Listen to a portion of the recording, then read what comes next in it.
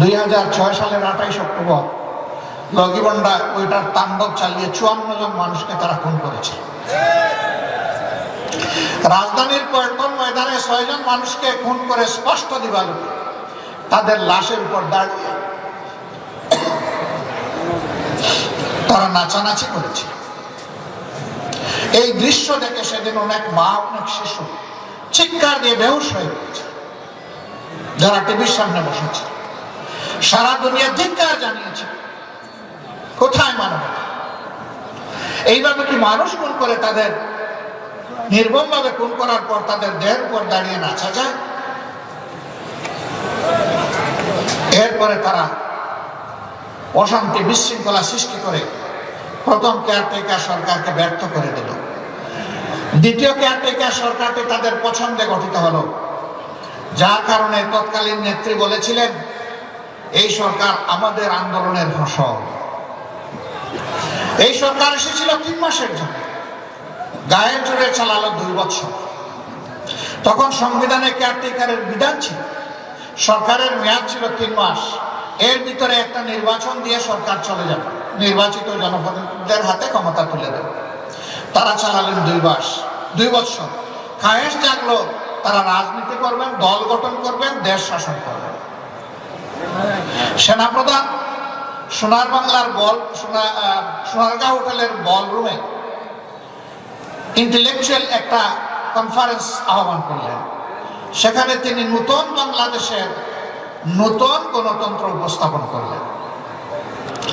তার এই পচা মাল কেউ খায় নাই।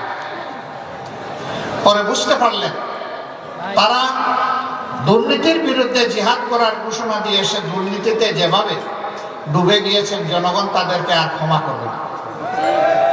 এই জন্য ক্ষমতা থেকে পালানোর জন্য সেফ এক্সিট, নিরাপদ প্রস্থান তারা খুঁজতে থাকলেন। তারা বিভিন্ন জায়গায় নেতা নেত্রীদের কাছে ধর্ণা দিলেন।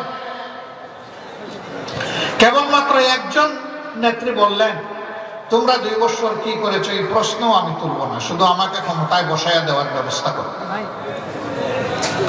তার সাথে বোঝাপড়া হলো, পাকাপোক্ত বোঝাপড়ার মাধ্যমে তাকেই ক্ষমতায় আনা হলো। হ্যাঁ, তিনি এই সমস্ত দেশদ্রোহীদেরকে পরবর্তী পর্যায়ে নিরাপদের দেশ ছাড়া পালিয়ে যাওয়ার তৌফিক দিয়েছিলেন, সুযোগ করে দিয়েছিলেন। তারা সব করেছে। তারা আমাদের শত হাজার কর্মীকে খুন করেছেন, হাজার হাজার কর্মীকে তারা পঙ্গু বানিয়েছেন, অসংখ্য কর্মীকে গুম করেছেন। তারা নারীকে খুন করেছেন, তারা পুরুষদেরকে খুন করেছেন, তারা শিশুদেরকে খুন করেছে, তারা বৃদ্ধদেরকে খুন করেছে। তার আরেক মন্ত্রী, একসময় তিনি কৃষি মন্ত্রী ছিলেন, খাদ্যমন্ত্রীও ছিলেন, ডক্টর আব্দুর রাজ্জাক সাহেব, তিনি বললেন এবারকার ছাত্রদেরকে হুঁশিয়ারি উচ্চারণ করে এই 24-এ বলেছিলেন বাড়াবাড়ি করবা না, বাড়াবাড়ি করলে শাপলা চত্বরের ভাগ্য বরণ করতে হবে। রাত 12টার পর সব কিছু আমরা সাফ করে দিয়েছিলাম। এরকম উপহাস করে উনি বলে নাই? তিনি আত্মস্বীকৃত খুনি, তিনি স্বীকার করলেন তিনি মানুষ খুন করেছিলেন। তার দল, তার নেত্রী মানুষ খুন করেছিল।